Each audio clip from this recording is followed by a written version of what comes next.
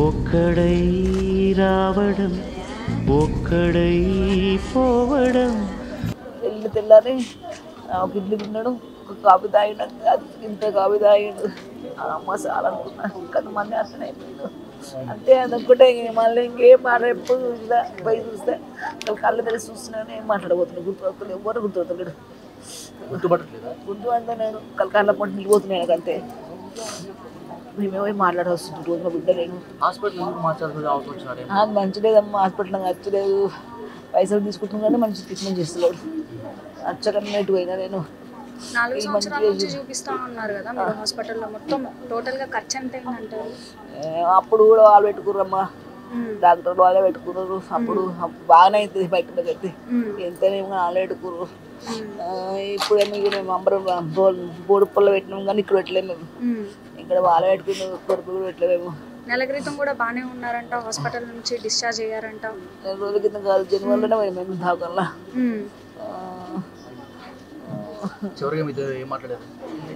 అదే బాధ ఎట్లా ఎట్లా ఇది అయిపోయింది, ఇప్పుడు పండుగ పోతలేదు ఎట్లా అనకుండా టెన్షన్ ఉంటున్నాను, గట్టిగా చెప్పలేక ఉండడం జరిగింది. అంటే ఎలా అసలు ఏం జరుగుతుంది ఫస్ట్ నుంచి? యాక్చువల్లీ వెంకట అన్నకు మాకు రమేష్ అన్న వీళ్ళు ఒక పానసేతు, కొంత అన్నదమ్ములు కూడా అట్లా ఉండనే లేకపోతున్నాయని తెల్లారు లేస్తే వెంకట అన్న రమేష్ అన్న ఏడ కనిపించినా ఏ ఫంక్షన్ కనిపించినా ఇద్దరే ఉంటుండే ఇక్కడ. అంత ప్రాణము, కొంత తమ్ముని కన్నా బ్లడ్ రిలేషన్ కాకుండా ఒక, ఎందుకంటే వాళ్ళ ఇంట్లో కూడా రమేష్ అన్న అని అంత ధైర్యం ఇస్తుండే. వాళ్ళ ఇంట్లో కూడా శ్రావణి అమ్మ ఈ నెమ్మది ఎక్కువ ఉండే. అలాంటి ఈరోజు ఈయనకు వెంకట అన్న లేడంటే చాలా బాధ. సేమ్ యాజ్ ఇట్గా మా గబ్బర్ సింగ్ టీం హరిశంకర్ సార్ ఎట్లా కలిపాడో, ఆయన అంత ముందుకే పెద్ద ఆర్టిస్ట్. ఆయన ఆదిలో తోడగొట్టు చిన్న అని చెప్పేసి ఆ డైలాగ్ ఆ సినిమాలోనే జూనియర్ ఎన్టీఆర్ డైలాగ్ అన్న మర్చిపోయారు వచ్చేది. వెంకట అన్నది బయటకు వచ్చినప్పుడు తోడగొట్టు చిన్న అనేది మర్చిపోలేదు. ఇప్పుడు కూడా ఆ సినిమా వచ్చి 25 సంవత్సరాలు అయినా కూడా అది అలానే గుర్తుంటున్నది. అది తోడగొట్టు చిన్న అనే ఆశగా మేము ముందుకెళ్ళాడు. మా చాలా వరకు హిట్ అయిన సినిమాలు ఏవైనా ఉన్నాయైతే ఈయనవని చెప్పొచ్చు. ఎందుకంటే 100కి పైగా సినిమాలు తీశారు, అందులో అన్ని పెద్ద పెద్ద హీరోలతో చేసిన వ్యక్తి. అలాంటిది ఈ రోజు ఈ పరిస్థితిలో ఉన్నారు అంటే ఇండస్ట్రీలో అంత మంచి పేరున్న వెంకట గారికి ఈరోజు డబ్బు లేకపోవడం వల్ల ఈ విధమైనది అనేది అసలు అది తీసుకొచ్చి అంటారు. ఒక నర్సింగ్ యాదవ్ అన్న, ఒక సిఆర్ అన్న, ఒక వెంకట అన్న, ఆ ముగ్గురు ఒక సినిమాలో చేసారంటే మ్యాక్సిమం ప్రొడ్యూసర్కి డబ్బులు సేవ్. ఎందుకంటే అలాంటి ఆర్టిస్టులు పెడితే ఆ సినిమా ఒక విధంగా పోతే వీళ్ళు ఆ నవ్వుపిచ్చడో ఆయన యాక్టింగ్ వల్లనో ఏదో విధంగా న్యాయం అవుతుండే. అందరు కలిసి మా వదినమ్మకి న్యాయం చేయాలని హీరోల్ని, డైరెక్టర్లని, ప్రొడ్యూసర్లని, చిన్న ఆర్టిస్టులని ఉన్న ఇల్లు కూడా ఒక 5 lakhs గిరిగి పెట్టుకున్నారు. దాంట్లో కాకుండా మా వదినని మీ ఇంటికి తీసుకెళ్తాము, మీరు మా వెంకట అన్న లోటు తీర్చి ఒక బ్యాంక్ బ్యాలెన్సా ఏదైనా ఒకటి పెడితే ఆమె ఎప్పుడు మీ లైఫ్ ఫోటోలో పెట్టుకొని చూసుకుంటుంది. అంటే అన్న మామూలుగా ఆయనకి 2 సంవత్సరాల నుంచి ఆరోగ్యం బాగాలేదు. మొత్తం అంటే యూట్యూబ్లో మొత్తం కూడా ఇది వైరల్ అయ్యిందని చెప్పొచ్చు. అంటే వెంకట గారికి ఆరోగ్యం బాగాలేదు అనేది. కానీ ఇండస్ట్రీ నుంచి ఎందుకని అంత తక్కువ ఆదరణ? ఎందుకంటే ఎన్నో సినిమాలు చేస్తారు, ఆయన మాట్లాడే విధానం అదంతా కూడా అందరికీ నవ్వు తెప్పిస్తుంది. అలా మీరు అనుకోకుండా వెంకట అంటే వెంకటి హీరోలకు మనసు గుంజుకున్నాడు ఆయన. వాళ్ళు బయటికి రాలేకపోతున్నారని వాళ్ళైతే అందరు హీరోలకు, అందరు ఆర్టిస్టు వెంకట అని అరే మంచి ఆర్టిస్టు, మంచి డైలాగ్ కొడుతారు అది అని చెప్తుండే. అలాంటిది ఏం లేదు, ఆయన అందరి మనసులో ఉన్నాడు. వాళ్ళు ఉన్న వన్ వీక్ సెట్ని ముందుకు వేసుకుంటారు. ఒక్కొక్క షూటింగ్ ₹1,00,00,000 సెట్ వేస్తారు. ఓ ప్రొడ్యూసర్ లాస్ కాకుండా ఆ కమిట్మెంట్ డేట్లు అక్కడ ఉంటాయి. అలా వెళ్ళారొచ్చు. మా అన్నకు మా వద్దకు ఎలాగైనా ఫోన్లు వస్తున్నాయి, ఫోన్లు చేస్తారు. అందరు హీరోలు, అందరు యాక్టర్లు కూడా రాలేకపోతున్నారు. అంతేగాని వెంకటన్న లేని లోటైతే వాళ్ళైతే బాధలు అయితే ఉన్నారు. అంటే మొన్నటి వరకు కొన్ని ఫేక్ కాల్స్ కూడా మనం చూడొచ్చు. ప్రభాస్ పిఏ, కవిత పిఏ, అలాగే కొంతమంది త్రివిక్రమ్ గారి పిఏ అంటూ కూడా కొన్ని కాల్స్ రావడం జరుగుతుంది. ఆడ కూడా నవీన్ అన్నటోడైతే వాళ్ళ ఫ్యామిలీలో కూడా ఇట్లనే కావాలి. ప్రభాస్ గారు 50 లక్షలు ఇచ్చిన అని చెప్పి మా వెంకటన్నల బిడ్డ ఆ విషయమే చెప్పలేదు. అలా ట్రేడ్ చేసి ఆ విధంగా చేసి ప్రభాస్ గారికి ఏమి హెల్ప్ రాలేదు. ప్రభాస్ వల్ల ఏరో దాతలు కూడా రాకలేకపోయినా ఆ నవీన్ వల్ల వాళ్ళ ఇంట్లో కూడా ఇట్లనే కావాలని మా గబ్బర్ సింగ్ శాపనం పెడుతున్నాం. గబ్బర్ సింగ్ సినిమా అనేది మీ అందరికీ కూడా ఒక పెద్ద పేరుని తీసుకొచ్చిందని చెప్పొచ్చు. ఎందుకంటే గబ్బర్ సింగ్ టీం అనగానే ఆ పోలీస్ స్టేషన్లో జరిగేది ప్రతి ఒక్కరు కూడా గుర్తుకొస్తుంది. అప్పుడున్న మీ ఫ్రెండ్షిప్ అనేది ఇన్ని ఏళ్ళ నుంచి సాగింది, ఎన్నో సందర్భాల్లో మీ సపోర్ట్ అనేది ఆయనకుంది. మరి చివరిసారిగా ఆయన ఎప్పుడు మాట్లాడారు? చివరిసారిగా సరే ఇక్కడ మన ఇబ్రాహీంపట్నం ఆసుపత్రి ఉన్నప్పుడే నేను చాలా రోజులకు మా వెంకటన్న దగ్గరికి వెళ్ళలేదు. ఫస్ట్ టైం పోగానే లేచి నన్ను ముఖం చూసి ఏం సాయ్ తిన్నావా అని అన్నాడు. చాలా హ్యాపీగా ఫీల్ అయినా. నేను పోతే మళ్ళీ మాట్లాడేమో బాధ అనిపించి పోగానే మాట్లాడిస్తే కళ్ళకే నీళ్ళు తిరిగిపోయినాయి. మాకు బాధ అనేది చాలా అనిపించింది. అన్న నువ్వు ధైర్యంలో ఉండు, నువ్వు మంచిగా వస్తావు అని చెప్పి మా అన్నకు ధైర్యం చెప్పి బయటకు వచ్చిన. అంటే ఫ్యామిలీకి కూడా చెప్పుకొని విషయాలు చాలా వరకు మీకు చెప్పుకుంటారని, ఏదైనా విషయంలో బాధపడడం కానివ్వండి, లేకపోతే ఇది ఇంట్లో ఈ పరిస్థితి ఉందని కానీ, లేకపోతే వీళ్ళ గురించి ఆలోచిస్తున్నానని మనం చెప్పారు, కూతురు గురించి కానీ. కొంతమంది కనిపించారమ్మా. కొంతమందికి వాళ్ళ మిసెస్కు, వాళ్ళ పిల్లలకు, వాళ్ళ ఫ్యామిలీలో ఎవ్వరు చెప్పని వాళ్ళు ఈ రమేష్కి చెప్తాడు.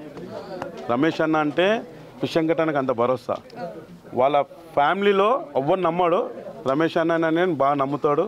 రమేష్ అన్నని ప్రతి దాంట్లో పెడతాడు. మేము ఏమన్నా కూడా షూటింగ్లో కలుసుకుంటాము, అక్కడికి ఉన్న డైలాగులు మజాక్ ఆడుతుంటాం, అది చేస్తుంటాం. అంతేగాని ఎక్కువ మట్టికి మా రమేష్ అన్నతో ఉంటుండే.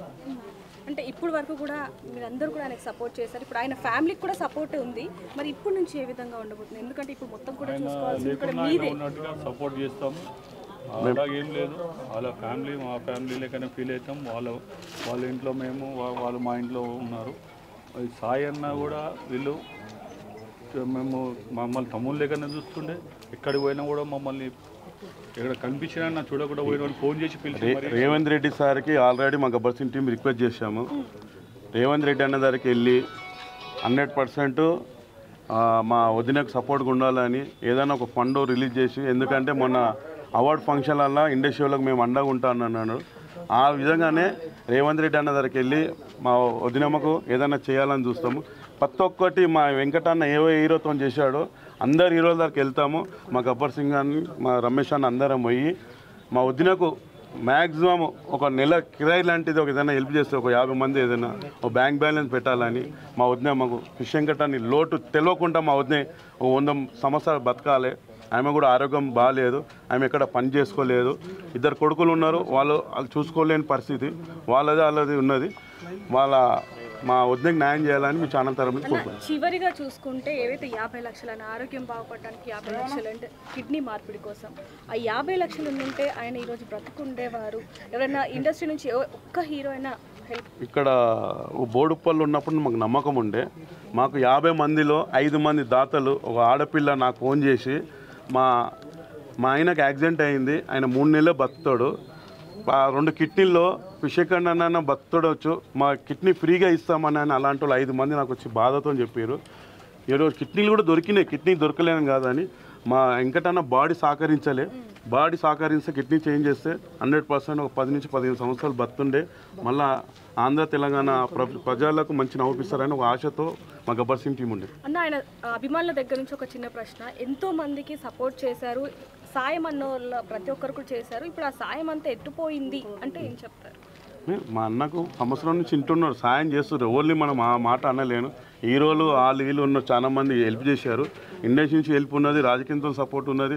ప్రతి ఒక్క అయ్యో వెంకటన్న, అరే అన్న ఇట్లా డైలాగ్తో నవ్వుపించాడు, ఇట్లా చేశాడని చెప్పి అన్న ప్రతి ఒక్కరు కూడా ₹1 అయిందో మాకు సాయం, మాకు పెద్ద గొప్పని.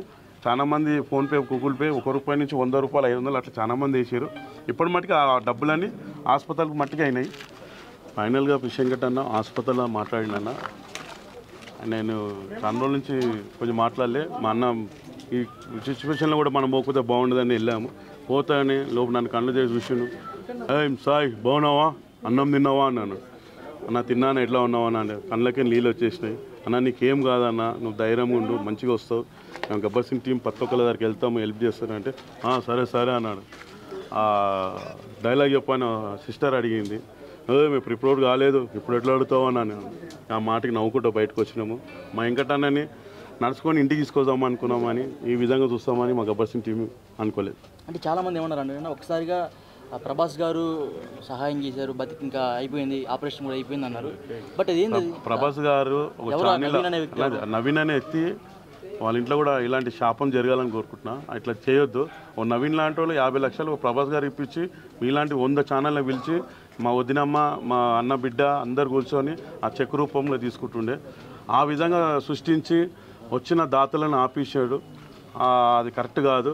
ఆ వల్ల చాలామంది ప్రభాస్ గారు 50 లక్షలు ఇచ్చిరని చెప్పి చాలా వైలర్ అయింది. అది ప్రభాస్ సార్ ఇవ్వలేదు. ప్రభాస్ దాకా వెళ్ళాలి. మా గబ్బర్ సింగ్ టీం మా రమేష్ అన్న ఇట్లా అందరు కలిసి ప్రభాస్ సార్ దగ్గర పోయి మా వదినమ్మకు మా అన్న అయితే ఈరోజు లేడు, మా వదినమ్మకి ఏమైనా హెల్ప్ చేయండి మీ మా గబ్బర్ సింగ్ టీం పోయి అడుగుతాం. అంటే ఇన్ని రోజుల వరకు మీ గబ్బర్ సింగ్ టీం చాలా ఫండ్ కలెక్ట్ చేసింది. ఆ కలెక్ట్ చేసిన ఫండ్ మొత్తం ఆపరేషన్కి యూజ్ చేసిండ్రా? ఇప్పుడున్న హాస్పిటల్లో ఫ్రీ ట్రీట్మెంట్ అయినా ఇక్కడ ఒక 5 లక్షల దాకా డబ్బులు అయినాయి. అక్కడ బయట సూదిలు అవి అని ఇప్పుడు ఇక్కడ పోయినాక 3 లక్షలు అయినాయి. వచ్చిన ఒక 8-9 లక్షలు వచ్చినాయి. మ్యాక్సిమం అన్నీ అయిపోయినాయి డబ్బులు.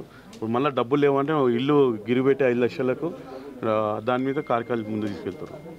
ఇప్పుడు ప్రజెంట్ ఉన్న ఇల్లు 5 lakhs గిరిపెట్టి రామ్నగర్లో ఇల్లు. అది ఇప్పుడు వాళ్ళ పరిస్థితి. అది మీ ఛానల్ తరఫు నుంచి అందరు హీరోలు రాజకీయములు అందరూ మా వదినకు మా వదిన వాళ్ళ బిడ్డకు అండగా ఉండాలి. వాళ్ళ కొడుకులో ధైర్యం లేదు. మీరు అడగొచ్చు వాళ్ళ 2 కొడుకులు ఉన్నారని. ఇక వాళ్ళు అట్లా పెరిగారు, వాళ్ళ ఫ్రెండ్స్తో ఖరాబ్ అయిపోయారు. వాళ్ళిద్దరికి మీ ఛానల్ తరఫు నుంచి గవర్నమెంట్ తరఫు నుంచి హీరోల తరఫు నుంచి ప్రొడ్యూసర్ గారికి అందరూ హెల్ప్ చేయాలని కోరుకుంటున్నాను. ఇంకోటన్నా ఫిష్ వెంకటన్ అంటే చాలామంది హీరోలకి బాగా సాన్నిహిత సంబంధం చాలా మంచిగా ఉంటుంది. ఎందుకంటే రవితేజ గారికి కావచ్చు, లేకపోతే పవన్ కళ్యాణ్ గారికి కావచ్చు, లేకపోతే ప్రభాస్ గారికి కావచ్చు. ఎందుకంటే చాలా సాన్నిహిత సంబంధం చాలా బాగుంటుంది వాళ్ళ మధ్య. సో అలాంటి హీరోలు ఇప్పుడు ఎందుకు రాలేదు, ఎందుకు సహాయం చేయలేదు అంటారు? మనం యాక్చువల్లీ ఇట్లా అవుతుంది అనుకోలేదు. మనం ఉన్న హాస్పిటల్లో చూసినప్పుడు బోడుప్పలో చేసిండు. ఇంకా మంచిగా బతాడేమో అని నేను ఆశగా ఉండే. సరే బయటికి వచ్చినాక వాళ్ళు ఏమైనా హెల్ప్ చేస్తుండే 100% వెళ్ళారు. ప్రభాస్ దాకా వెళ్ళారు, అందరికి వెళ్ళారు. ప్రభాస్ వాళ్ళ పిఏ కూడా ప్రభాస్ సినిమా కూడా వాళ్ళ కూతురు కాల్ చేసింది. చెప్తానమ్మా నేను ఫారెన్లో పోయిండు 2-3 daysలో వస్తారన్నాను. 3 days లోపల ఇట్లా అయింది. ఈ విషయము అందరికి ఎరక. ఇప్పుడు మీ ఛానల్లో ఓ దేవునిలాగా మా వెంకటన్నని అందరికీ పరిచయం చేసినాడు. ఇట్లా అవుతుంది ప్రతి ఒక్క విషయం చెప్తున్నారు. మీకు పాదాలు దండాలు మా గబ్బర్ సింగ్ టీం తరఫు నుంచి. మా ఫిష్ వెంకటన్న వాళ్ళ మిస్సెస్ తీసుకెళ్ళైతే మేము ప్రతిదాకా మేము అండగా ఉంటాము. మీరు ఏ విధంగా కుటుంబానికి భరోసాగా ఉంటారు? మేము ఆల్రెడీ అనుకున్నాము. ఒక 2 ఈవెంట్లు వస్తున్నాయి. 60-65 వేల రూపాయల అమౌంట్ అవి మనం తీసుకోవద్దు అని మా గబ్బర్ సింగ్ టీం కూడా అనుకున్నాము. అవి కూడా డబ్బులు మా ఉద్యమం ఇచ్చేస్తాము. ఇప్పుడు పవన్ కళ్యాణ్ సార్ దగ్గర తీసుకెళ్తాము, ప్రభాస్ గారు తీసుకెళ్తాము. ఇలా ముందుగా ఇంకా జూనియర్ ఎన్టీఆర్ అనేది కొన్ని 25 సంవత్సరాల నుంచి తోడగొట్టు చిన్న అని చెప్పేసి మంచి క్యారెక్టర్ అనేది మంచి గుర్తింపు వచ్చింది. జూనియర్ ఎన్టీఆర్ అన్న ఊరు అందరు హెల్ప్ చేస్తారు. మేము అడగని అమ్మని అన్నం పెట్టేది. అలాగా వెళ్ళి మా వద్దని తీసుకొని అడుగుతాము. మా వెంకటన్న అయితే లేడు కదా, మా వద్దకన్నా న్యాయం చేయరని అడుగుతాం.